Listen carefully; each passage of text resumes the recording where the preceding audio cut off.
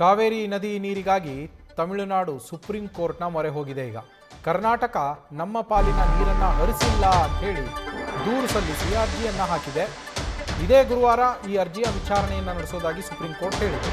Supreme court ಮುಖ್ಯ ನ್ಯಾಯಮೂರ್ತಿಗಳ ಪೀಠದಲ್ಲಿ ತಮಿಳುನಾಡಿನ ಅರ್ಜಿಯ ಪ್ರಸ್ತಾಪ ಆಗುತ್ತೆ. ಸುಪ್ರೀಂ ಕೋರ್ಟ್ ಸಿಜೆ ಪೀಠದಲ್ಲಿ ತಮಿಳುನಾಡು ಪರ ವಕೀಲರು ವಾದವನ್ನು ಮಂಡಿಸಲಿದ್ದಾರೆ. ಈಗ ಸುಪ್ರೀಂ ಕೋರ್ಟ್ನ ಕದ ತಟ್ಟಿರುವಂಥದ್ದು ತಮಿಳುನಾಡು. ನಮ್ಮ ಪಾಲಿನ ನೀರನ್ನು ಕರ್ನಾಟಕ ರಾಜ್ಯ ನಮಗೆ ಹರಿಸಿಲ್ಲ ಅಂಥೇಳಿ ಸುಪ್ರೀಂ ಕೋರ್ಟ್ ಮೆಟ್ಟಿಲೇರಿದೆ ತಮಿಳುನಾಡು ಸರ್ಕಾರ. ತಮಿಳುನಾಡು ಪರ ವಕೀಲರು ಸಿಜೆ ನೇತೃತ್ವದ ಪೀಠದಲ್ಲಿ, ಮುಖ್ಯ ನ್ಯಾಯಮೂರ್ತಿಗಳ ನೇತೃತ್ವದ ಪೀಠದಲ್ಲಿ ಈ ವಿಚಾರವಾಗಿ ವಾದವನ್ನು ಮಂಡಿಸಲಿದ್ದಾರೆ.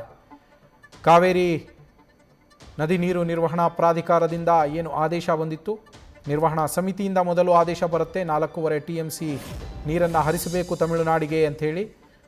ಅದನ್ನು ಪ್ರಶ್ನಿಸಿ ಕರ್ನಾಟಕ ಸರ್ಕಾರ ಪ್ರಾಧಿಕಾರದ ಮೊರೆ ಹೋಗುತ್ತೆ. ಪ್ರಾಧಿಕಾರದಲ್ಲೂ ಕೂಡ ಸಮಿತಿಯ ಆದೇಶವನ್ನು ಎತ್ತಿ ಹಿಡಿಯಲಾಗತ್ತೆ.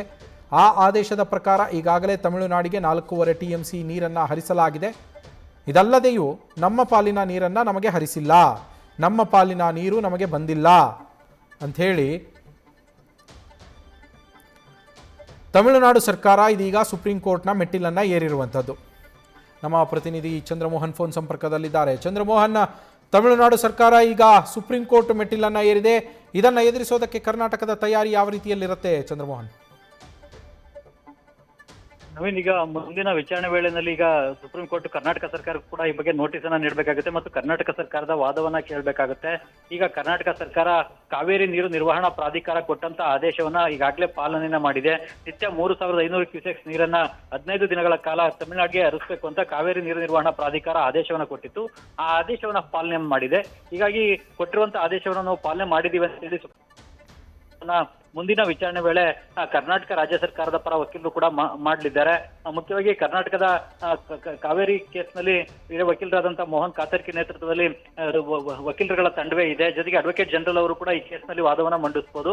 ಹೀಗಾಗಿ ಅಡ್ವೊಕೇಟ್ ಜನರಲ್ ಅವರು, ಮೋಹನ್ ಕಾತರ್ಕಿ ಸೇರಿದಂತೆ ವಕೀಲರುಗಳ ತಂಡ ಈಗ ಕರ್ನಾಟಕ ಸರ್ಕಾರ ಎಷ್ಟು ಪ್ರಮಾಣದ ನೀರನ್ನ ಈಗ ಅತ್ಯಂತ ಮುಂಚೆ ಮಳೆ ಬಂದಿರಲಿಲ್ಲ ಕರ್ನಾಟಕದಲ್ಲಿ. ಜೂನ್ ಜುಲೈ ತಿಂಗಳಲ್ಲಿ ಮಳೆ ಇರಲಿಲ್ಲ. ಜುಲೈನ ಕೊನೆಯ ಭಾಗದಲ್ಲಿ ಮಾತ್ರ ಸ್ವಲ್ಪ ಮಟ್ಟಿಗಿನ ಮಳೆ ಆಗಿದೆ. ಮಳೆ ಆದ ಬಳಿಕ ನಾವು ನೀರನ್ನು ಹರಿಸಿದ್ದೇವೆ ಮತ್ತು ಕರ್ನಾಟಕದ KRS ಡ್ಯಾಮ್ನಲ್ಲಿ ಈಗಲೂ ಕೂಡ ಸಂಪೂರ್ಣವಾಗಿ ಡ್ಯಾಮ್ ಭರ್ತಿ ಆಗಿಲ್ಲ. ಕಬಿನಿ, ಆರಂಗಿ ಸಣ್ಣ ಪ್ರಮಾಣದ ಡ್ಯಾಮ್ಗಳು, ಹಾಗಾಗಿ ಅವುಗಳು ಮಾತ್ರವೇ ಭರ್ತಿಯಾಗಿವೆ ಮತ್ತು ಇನ್ನು ಜೊತೆಗೆ ಕರ್ನಾಟಕಕ್ಕೂ ಕೂಡ ಮುಂದಿನ ಫೆಬ್ರವರಿ ಮಾರ್ಚ್ ವರೆಗೂ ಕೂಡ ಸುಮಾರು 40 TMC ಗಿಂತ ಹೆಚ್ಚಿನ ಪ್ರಮಾಣದ ನೀರು ಕುಡಿಯುವ ನೀರಿನ ಉದ್ದೇಶಕ್ಕೆ ಬೇಕಾಗಿದೆ.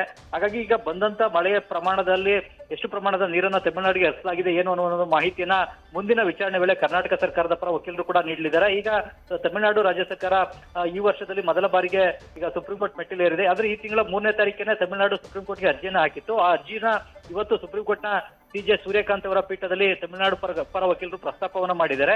ಈ ಅರ್ಜಿಯನ್ನು ಈಗ ವಿಚಾರಣೆಗೆ ಸುಪ್ರೀಂ ಕೋರ್ಟ್ ಅಂಗೀಕರಿಸಿದೆ. ಜೊತೆಗೆ ಇದೇ ಗುರುವಾರ ಅರ್ಜಿಯನ್ನು ವಿಸ್ತೃತವಾಗಿ ವಿಚಾರಣೆ ನಡೆಸೋದಾಗಿ ಹೇಳಿದೆ. ಹಾಗಾಗಿ ಅಂದು ಕರ್ನಾಟಕ ಸರ್ಕಾರದ ಪರ ವಕೀಲರು ಕೂಡ ವಾದವನ್ನ ಮಂಡಿಸಲಿದ್ದಾರೆ. ಜೊತೆಗೆ ಕರ್ನಾಟಕ ಸರ್ಕಾರದಿಂದಲೂ ಕೂಡ ಸುಪ್ರೀಂ ಕೋರ್ಟ್ ವಿವರಣೆಯನ್ನ ಪಡ್ಕೊಳ್ಳಲಿದೆ. Naveen, thank you Chandramohan.